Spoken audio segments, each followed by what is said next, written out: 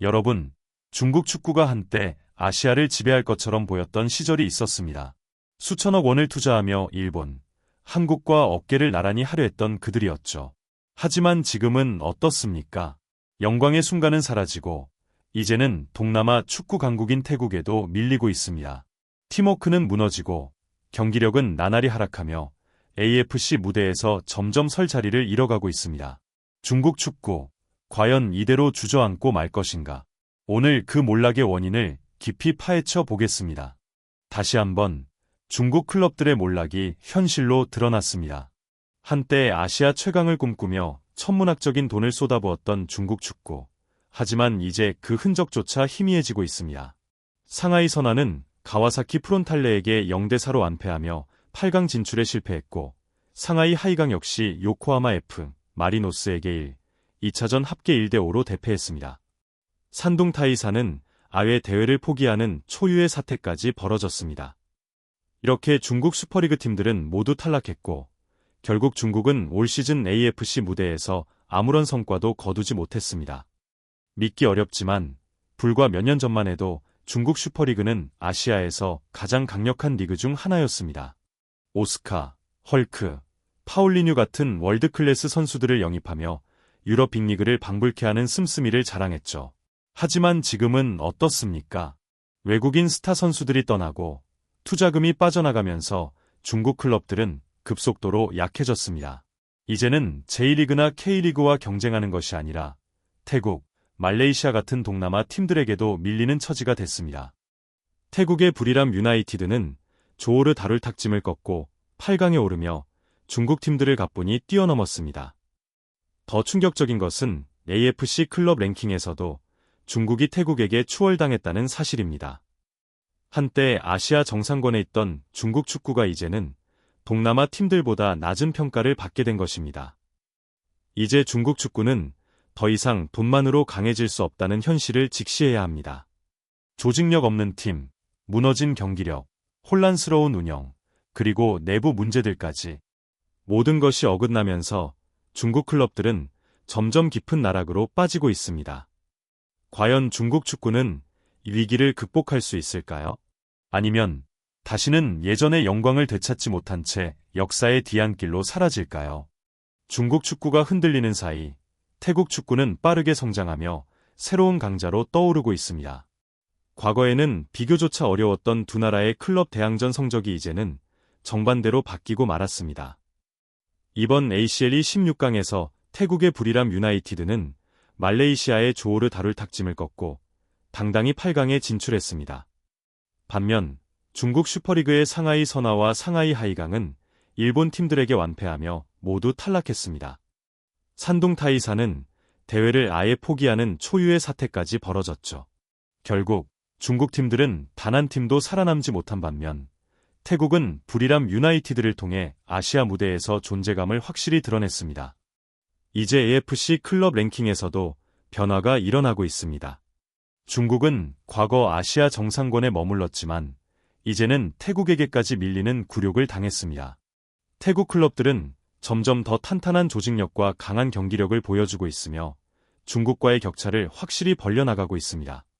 부리람 유나이티드는 올해만 23.5점을 획득하며 태국 축구 발전의 선봉에 서고 있고 방콕 유나이티드, 무앙통 유나이티드, 포트 FC 역시 꾸준히 성과를 내면서 태국 리그의 경쟁력을 끌어올리고 있습니다. 결국 이번 시즌 ACL에서 살아남은 동남아 팀은 태국의 부리람 유나이티드뿐입니다. 과거라면 상상도 할 수 없었던 일이죠. 반면 중국 클럽들은 모두 탈락하며 아시아 무대에서 철저히 실패했습니다. 이제는 명확합니다. 중국 축구는 더 이상 아시아 강국이 아닙니다. 반대로 태국 축구는 체계적인 성장과 발전을 통해 점점 더 강해지고 있습니다. 과연 중국이 다시 예전의 위상을 되찾을 수 있을까요? 아니면 태국을 비롯한 동남아 축구가 새로운 시대를 열어갈까요? 축구는 경기장에서 승패를 가르는 스포츠입니다. 하지만 중국 축구는 이번 시즌 또 한 번 황당한 사건을 만들어냈습니다. 경기력 부족으로 탈락하는 것도 모자라 정치적인 문제로 스스로 무너지고 말았습니다. 산둥 타이사는 원래 ACL 16강 진출을 두고 포항 스틸러스와 경쟁하고 있었습니다. 하지만 대회 마지막 경기 하루 전에 갑작스럽게 기권을 선언하며 충격을 안겼습니다. 이유는 황당했습니다. 일부 산동 팬들이 5.18 민주화 운동을 연상시키는 전두환의 사진을 들고 상대팀 팬들을 조롱한 사건이 문제가 되면서 구단이 더 큰 논란을 피하기 위해 출전을 포기한 것입니다. 결과적으로 산둥은 이번 시즌 출전 기록이 삭제되었고 포항과의 경기 결과도 무효 처리되었습니다. 이는 단순한 팀의 문제가 아니라 중국 축구 전체에 영향을 미치는 사건이 되었습니다.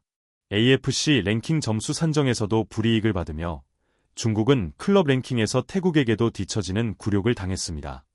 패배는 아플 수 있습니다. 하지만 경기장에서 진 것이 아니라 정치적인 이슈로 인해 스스로 대회를 포기하는 것은 더욱 큰 상처를 남깁니다.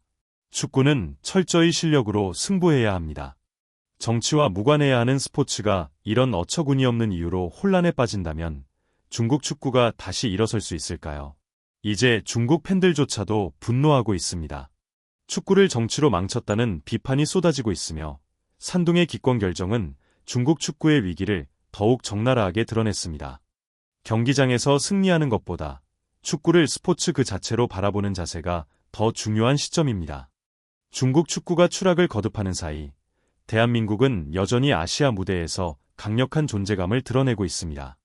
한국 K리그 팀들은 매 시즌 AFC 챔피언스 리그에서 인상적인 경기력을 보여주며 동아시아 축구의 중심을 지키고 있습니다. 이번 시즌 광주FC는 일본 빗셀 고베를 극적으로 꺾고 8강에 진출하며 K리그의 저력을 증명했습니다. 또한 ACLT에 출전한 전북 현대는 시드니FC를 상대로 준결승 진출을 노리고 있습니다. 단순한 참가가 아닌 끝까지 우승을 목표로 하는 것이 바로 한국 클럽들의 정신력입니다. 이런 성과는 결코 우연이 아닙니다. K리그는 오랜 시간 동안 체계적인 유소년 시스템과 탄탄한 리그 운영을 통해 경쟁력을 쌓아왔습니다. 각 구단은 아시아 무대에서도 통할 수 있는 전술적인 완성도를 갖추고 있으며 선수 개개인의 기량 역시 최고 수준입니다. 반면 중국은 한때 막대한 자본을 투입했지만 결국 기반이 약한 상태에서 무너지고 말았습니다. 특히 이번 시즌을 보면 한국과 중국의 차이는 더욱 뚜렷해졌습니다. 중국의 상하이 선화, 상하이 하이강은 모두 16강에서 탈락했고 산동 타이사는 정치적 문제로 인해 기권하는 사태까지 벌어졌습니다. 반면 한국의 클럽들은 여전히 경쟁력을 유지하며 높은 성적을 기록하고 있습니다. AFC 클럽 랭킹에서도 한국은 동아시아 2위 자리를 굳건히 지키고 있습니다. 2026에서 2027 시즌에도 우리는 ACLE 본선 2장과 플레이오프 1장, ACLT 본선 1장을 확보할 수 있는 유리한 위치를 유지하고 있습니다. 반면 중국은 태국에게 밀리며 4위로 추락할 위기에 놓였습니다. ACL에서 한국 팀들이 거둔 성과는 단순한 숫자가 아닙니다. 이는 아시아 정상급 리그로서의 자부심이며 앞으로도 지속될 대한민국 축구의 성장 가능성을 의미합니다. 이제 남은 것은 우리가 얼마나 더 높이 올라갈 수 있느냐입니다. 광주, 전북, 그리고 앞으로 도전할 모든 K리그 팀들이 아시아 정상을 향해 달려가고 있습니다. AFC 무대에서 흔들리지 않는 대한민국. 이제 목표는 더욱 명확합니다. 우리는 단순한 참가가 아니라 우승을 위해 싸우는 팀들입니다. 축구는 실력의 경기입니다. 돈만으로 강팀이 될 수 있었다면 중국 슈퍼리그는 지금쯤 아시아를 지배하고 있어야 했습니다. 하지만 현실은 다릅니다. 유소년 시스템, 전술, 그리고 선수들의 헌신이 없다면 아무리 많은 돈을 써도 무너질 수밖에 없습니다. 반면 K리그 팀들은 스스로의 힘으로 성장해왔고 그 결과를 AFC 챔피언스 리그에서 증명하고 있습니다. 우리는 자본이 아니라 실력으로 승부하는 축구를 합니다. 이번 시즌도 한국 클럽들은 아시아 무대에서 자랑스러운 성과를 거두고 있습니다. 광주, 전북, 그리고 앞으로 나설 모든 K리그 팀들에게 박수를 보냅니다. 대한민국 축구의 도전을 계속 응원해주세요. ACL의 정상에서 만날 날을 기대하며 모두 함께 응원합시다.